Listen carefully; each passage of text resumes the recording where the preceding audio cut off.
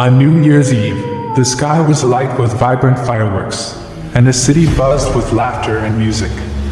Suddenly, an eerie green glow appeared on the horizon, like a silent flash of lightning, followed by a wave of green mist creeping through the streets and buildings.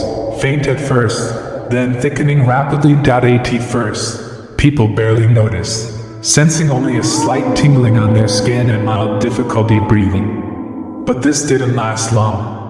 Slowly, the green mist began to change everything. The bodies of humans and creatures alike started to fade, leaving behind gleaming, animated skeletons. In the streets, the catastrophe unfolded before everyone's eyes. People who had been dancing in the squares, animals roaming the roads, and even birds in the sky were all transformed into skeletal beings. It wasn't death or life. It was a strange state never seen before, as though the virus had erased all traces of vitality, leaving only bones animated by some unknown force. Places of worship, hospitals, and homes were not spared. The virus spread with an unprecedented speed, devouring life itself. There were no screams or resistance, just an eerie silence hanging over the city, broken only by the clatter of skeletal footsteps on the pavement.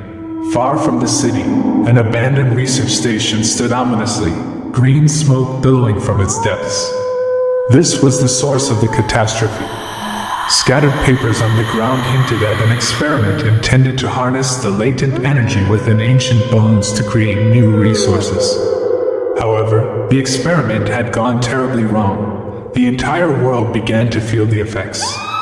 Reports from neighboring cities described similar green mist spreading, while the last messages from satellites before contact was lost mentioned an inexplicable phenomenon overtaking the planet. It seemed the entire Earth was on the verge of becoming a home for unending, living skeletons.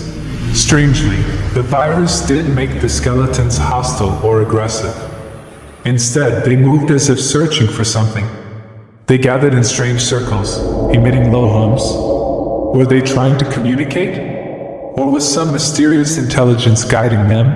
As the first light of dawn approached, the green mist began to dissipate, and with it, the skeletons stopped moving, as though their source of energy had been cut off. Bones lay scattered everywhere, a grim reminder of the night that almost ended everything. But the question remained unanswered. Was this a warning or the beginning of something greater? Somewhere, in the silence of the abandoned laboratory, a faint green glow still flickered, as if waiting for the right moment to return once more.